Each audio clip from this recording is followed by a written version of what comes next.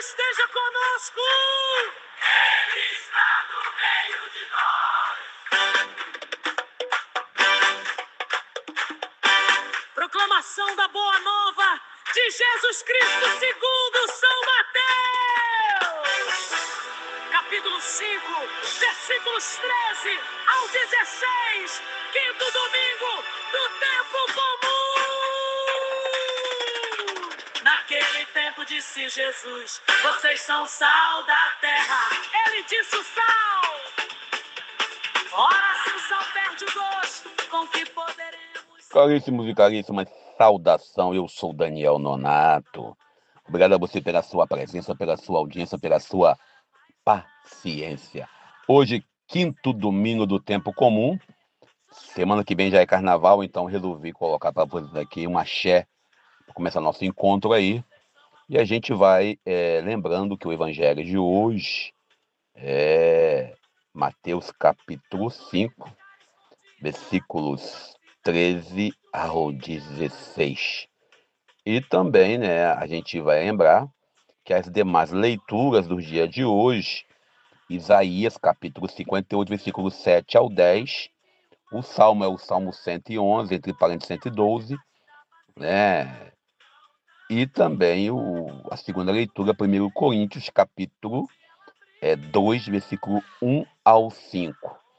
E o Evangelho, Jesus deixa bem claro, vós sois sal da terra, vós sois luz do mundo. A gente sabe que, para ser honesto, tem muito cristão hoje que é sal, mas salgado. E aquele sal que também é aquele sal que fica aberto na umidade e perde o gosto. E a luz? Tem gente que acende vela no altar, mas apaga o evangelho na vida. E quando entra na vida social, na política e na defesa da dignidade humana, ele esquece, tipo aquele deputado que consegue, caminhar pelo Brasil, mas votar contra o povo. E você vê claramente que Jesus, no evangelho de hoje, não está interessado em cristãos decorativos. Ele fala para discípulos de verdade e diz sem rodeio: vós sois sal da terra, vós sois luz do mundo. Ou seja, não é convite, não é promessa, é a identidade e missão. Não tem como você pensar nisso. Não, porque... por causa disso, por causa daquilo, não. E também não é coincidência a gente ler esse evangelho de hoje, né? É pedagogia litúrgica. Isaías, o profeta Isaías, aqui no 58, versículo 3 ao 7, denuncia uma religião que jejua, mas oprime. O Salmo descreve o justo como luz nas trevas. E Paulo, aqui em Coríntios, capítulo 1 Coríntios, capítulo 2, versículo 4 ao 5, demonstra a fé baseada em prestígio humano. E Jesus, para poder arrematar tudo isso, conclui: fé que não transforma a realidade não glorifica o Pai do céu. Por isso que Jesus deixa bem claro isso, né? Vós sois. Jesus deixa bem, vós sois. Não é algo assim fora do comum. No grego há uma condicional. Jesus não diz: se vocês se esforçarem. Ele afirma uma condição recebida. Mas atenção, identidade precede missão, mas nunca a dispensa. Tiago, é diretor. Quem sabe fazer o bem, não faz, comete pecado. Eu usei essa frase essa semana num texto que eu coloquei lá, fazendo uma reflexão de meia década. Tiago, capítulo 4, versículo 4, capítulo 4, versículo 17. E o Tiago deixa bem claro isso. Não existe discipulado neutro ou evangelho mais ou menos. Evangelho para aparecer na história, ou ele não é evangelho, ou ele é Judas disfarçado aí no meio do povo. E o sal no contexto bíblico, o sal é aliança, é vida, é resistência. No horizonte bíblico, o sal sempre foi sinal de algo que dá sabor, algo que ajuda a pessoa a melhorar, a se conservar. Aí você lembra lá do texto de Levíticos, capítulo 2, versículo 13, né? Não deixarás faltar sal da aliança do teu Deus. Embora nós temos aí grupos religiosos, né, de matriz africana que usam o sal como sinal de energia, sinal de força. E a gente sabe que tem um sentido, sim, porque se você usa bem o sal, era muito usado para conservar alimentos. No mundo sem refrigeração, o sal não deixava de forma nenhuma que a carne se perdesse, né? Assim também é aplicado ao discipulado. Fé que não preserva a dignidade humana perde o sentido. E Jesus, ele hoje é radical. Se o sal perdeu o sabor, com que há de salgar? Aí a gente lembra aí claramente que Ezequiel, o profeta Ezequiel, já havia denunciado: o povo escuta, mas não pratica. Ezequiel 33, 31. Sal sem sabor é religião sem profecia e sem compromisso. É religião apenas para dizer que existe. Muita gente, né? Nesse tempo de eleição, você vai ver isso. Pessoas usando esse contexto. Ah, não, porque eu sou pastor, porque eu sou da igreja fulana, da igreja tal, ou porque eu frequento a igreja. Exemplo, nós tivemos um deputado católico que votou contra o povo, e ainda diz por que votou. Ah, não, porque eu fui orientado. O cristão, ele não é Maria, vai com as outras. Ele faz o certo. A imagem da luz que a gente vê também aqui, né, você tem raízes bem profundas. Jesus, quando traz essa imagem, ele traz lá do profeta Isaías: eu te farei luz das nações. Isaías 42, versículo 6. Isaías 49, versículo 6 também traz isso. Jesus retoma essa vocação e estende a todos nós, os seus discípulos. E aí ele deixa bem claro: não se acende uma lâmpada para colocar embaixo de uma vasilha.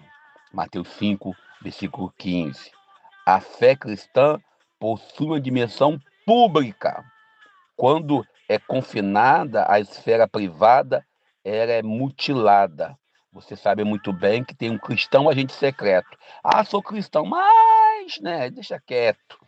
Amós também vem denunciando isso. Afasta de mim o barulho dos teus cânticos, que o direito corra como um rio. Não adianta ser cristão mais ou menos. Amós, no capítulo 5, versículo 23 a 24, quase não saiu, né? Isaías traz também esse contexto. Isaías confirma bem essa força. Então, a tua luz romperá com a aurora. Isaías 58, versículo 8. Não há luz sem justiça. E Paulo, o grande apóstolo, meu patrono, ele critica a fé do poder. Paulo escreve à comunidade de Coríntios: minha palavra não se baseou em linguagem persuativa de sabedoria. Não é blá blá blá, não é conversinha, não é papo por ser papo mole, mas na demonstração do Espírito do poder. Coríntios 2, versículo 4 ao 5. O conteúdo é claro: a fé não pode se apoiar em posição social, em situação ministerial, em sucesso, em domínio, em prestígio. Sendo rico, se fez de pobre. Jesus já fez isso para a gente. Paulo nos deixa isso avisado lá em 2 Coríntios, capítulo 8 ao 9. As raposas, nesse tempo de campanha de fraternidade, a gente tem que lembrar disso. As raposas têm tocas, mas o filho do homem não tem onde reclinar a cabeça. Esse ano, ontem, teve a formação diocesana em muitas dioceses em nosso querido país, sobretudo na diocese onde eu resido, Nova Iguaçu. Você tem aí Jesus falando: a raposa tem ninho, né? Mas o filho do homem não tem onde reclinar a cabeça. Lembrando aí da nossa campanha da fraternidade sobre a moradia. Toda a teologia que promete que você vai ter sucesso, que você vai ser feliz, que vai estar tudo certo, né? Sem aparecer na tua vida a cruz contradiz o evangelho de Jesus. É isso mesmo. Em Mateus 16, 24, deixa bem claro isso. E você vê claramente isso em todos os espaços. O evangelho ainda nos propõe a questão da acumulação, mas sem partilha. Há mais alegria em dar do que receber. Atos dos Apóstolos, versículo 20 e 35. Aí eu lembro da irmã Mar de Conceição, aqui no Mosteiro de Santa Clara. A dignidade humana não vem do sucesso, mas da criação. Deus criou o ser humano à sua imagem. Quando eu lembro da irmã de Conceição, é porque ela sempre citava essa frase pra gente. Mesmo vivendo da caridade, que as clarissas aqui em Nova Iguaçu, bairro Botafogo, elas têm essa frase com elas. E você entra no contexto aqui da criação, Deus criou o ser humano à sua imagem. Por isso ninguém é descartável. E se nós somos imagem de Deus, Deus é luz. Não tem como a gente ser outra coisa. Não tem como. Jesus não forma pessoas dependentes espirituais, mas discípulos maduros, pessoas adultas na fé. Por isso que ele vai dizer, nos aproximamos aí do período de carnaval, já não vos chamo servos, mas amigos. João capítulo 15, versículo 15. E a gente olha aí a forma que alguns presbíteros, alguns bispos, alguns diáconos vivem essa lógica. Capítulo 23, versículo 8 ao 12. Eles não querem amigos, eles querem corte. Eles querem pessoas que vão ser os seus seguidores, sobretudo no tempo de internet. E a gente fica preocupado. Sem esquecer que os documentos da Igreja, do Concílio Vaticano II, afirma claramente, por causa do tema, Mateus capítulo 5, 13 ao 16, nós, leigos, somos chamados por Deus a contribuir para a santificação do mundo. Lumen Gentium, capítulo 31. Nós não fomos criados para ficarmos embaixo da vasilha só de um altar.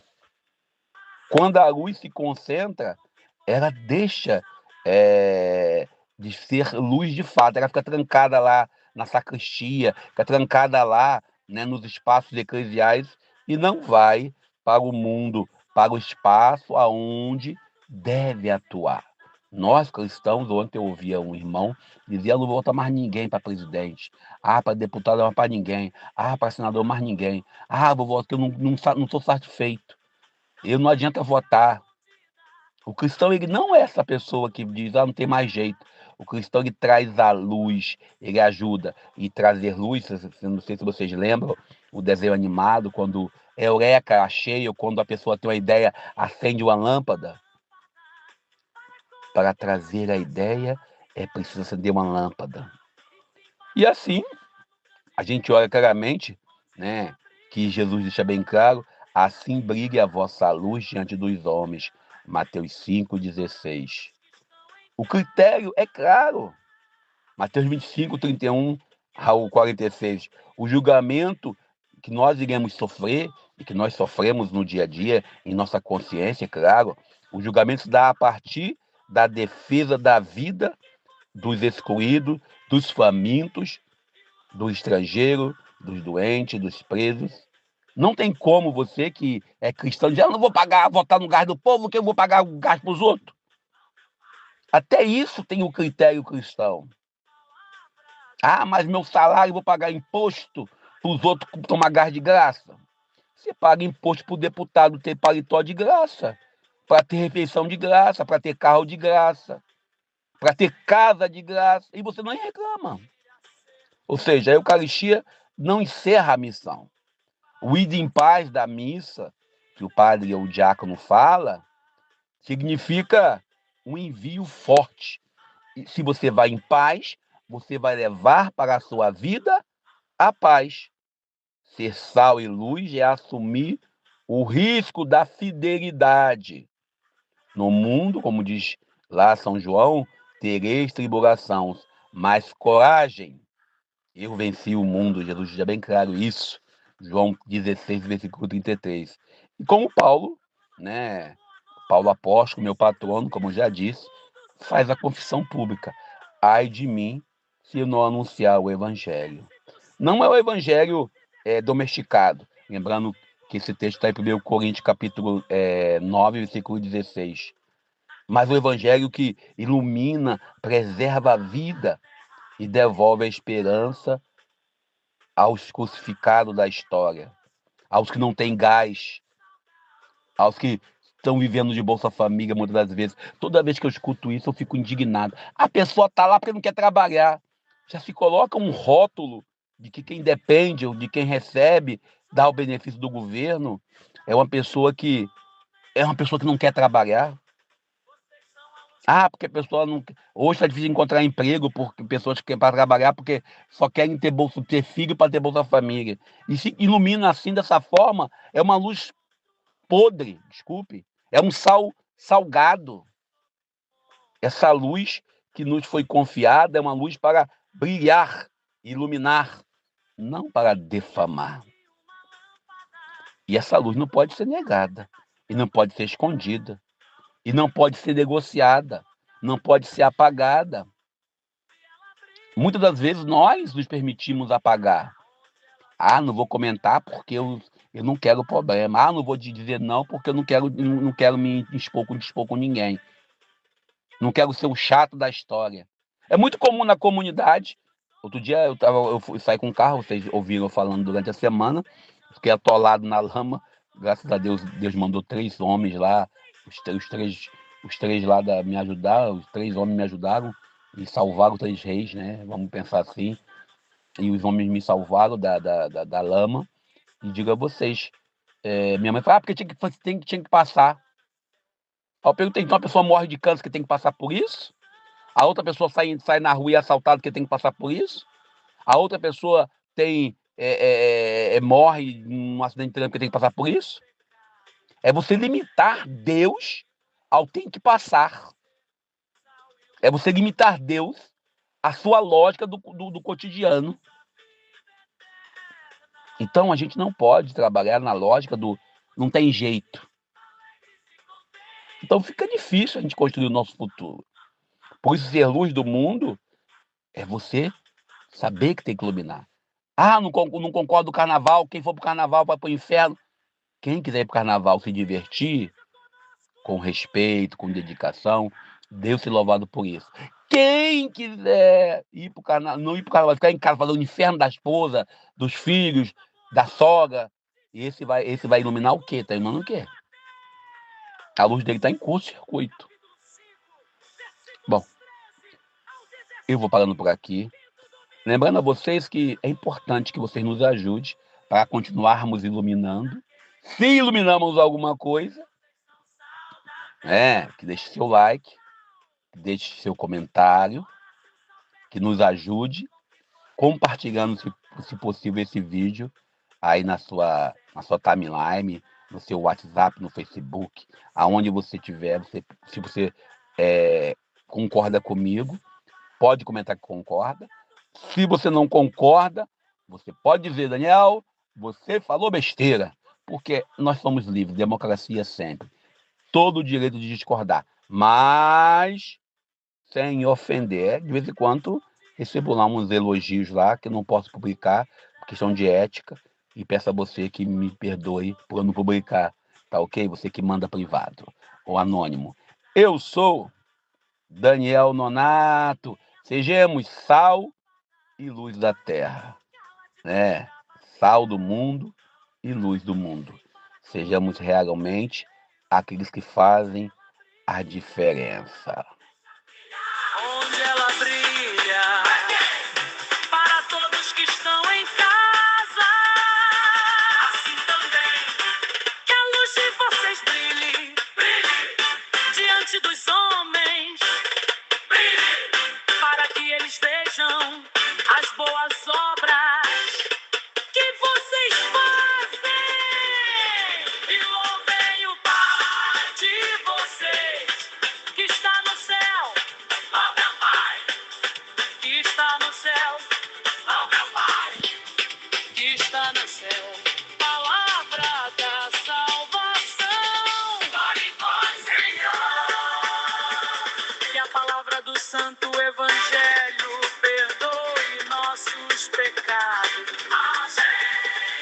nos inspire a sermos sal e luz no mundo, para alcançarmos a vida.